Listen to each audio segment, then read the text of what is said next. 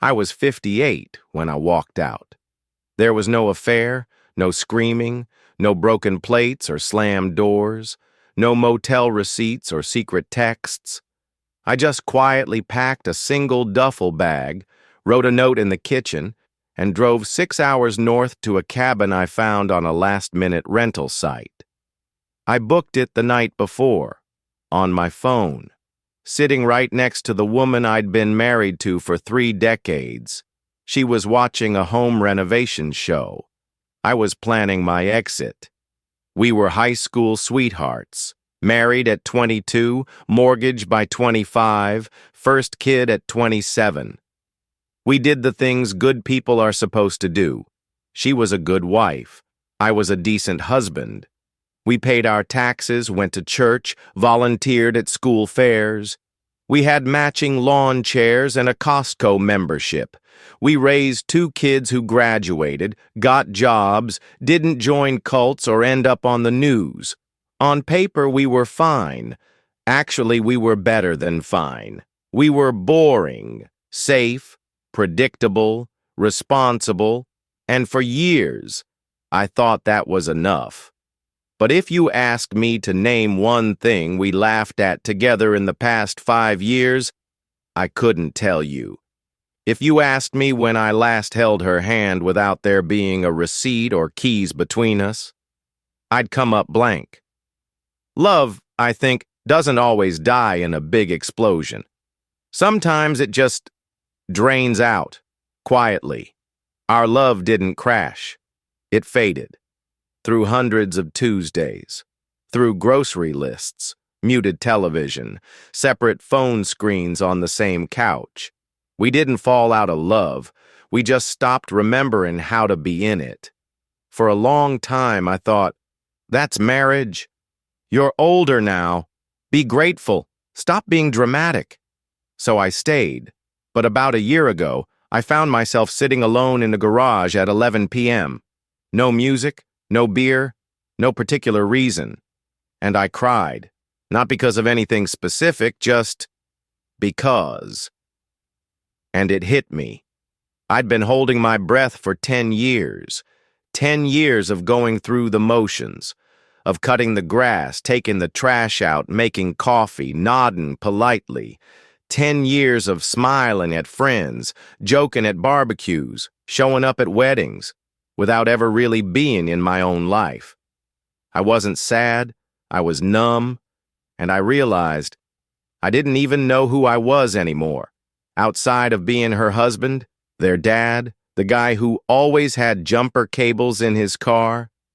Don't get me wrong, my wife wasn't cruel. She didn't neglect me or mistreat me. But we stopped asking each other real questions, stopped checking in, stopped being curious. We became business partners managing a quiet, functional company called Marriage. She wanted to travel. I wanted silence. She wanted to knock down a wall and redo the kitchen. I wanted to sit in one and just hear my own thoughts. She wanted couples photos at the Grand Canyon. I wanted to be alone for 5 minutes without explaining why. One night she looked at me and asked, "Are you okay?" And I smiled and said, "Just tired." But what I meant was, I'm drowning in this life we built together, and I can't find the ladder out. So I made a decision. I didn't consult anyone, not my kids, not my friends, not my pastor, because I knew what they'd say. They'd say, "But she's a good woman. But you made a vow. But 30 years. And they'd be right. But I also knew if I didn't leave now, I never would. And I'd spend the rest of my life breathing through a straw. So I left. I drove to the cabin. The silence hit hard that first night.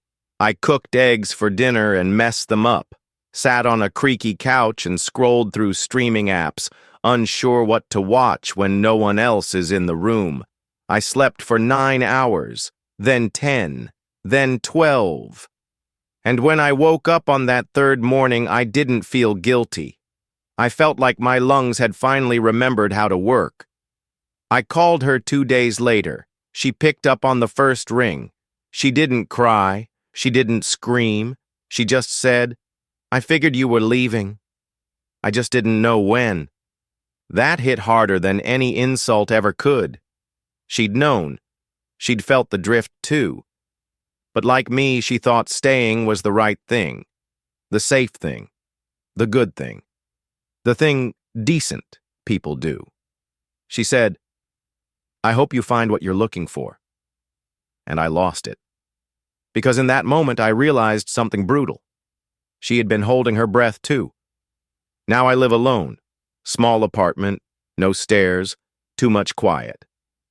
I microwave dinner. I walk at dusk. I go to the same grocery store, but now I buy for one. And for the first time in decades, I make decisions without consulting a calendar shared with someone else. It's lonely, but it's mine. My daughter said I was selfish. My son said, "I get it, Dad." My sister hasn't spoken to me in months. My best friend asked if I was having a breakdown. Maybe I am. Maybe I'm just late to the party. People like clean reasons. They want scandal, cheating, abuse, alcohol. They don't know what to do with silence, with numbness, with the quiet death of a marriage that didn't explode, just evaporated. I didn't leave because she was awful. I left because I couldn't hear myself think anymore. I don't hate her. But I don't love her either. Not in the way you should when there's only 20 or 30 years left. Now I sit with myself. Every day. No more noise. No more compromise. No more pretending. And I wonder, was it selfish to want to meet myself before I die? Or was it the most honest thing I've done in 30 years? You tell me. Pick a side. Right or so wrong?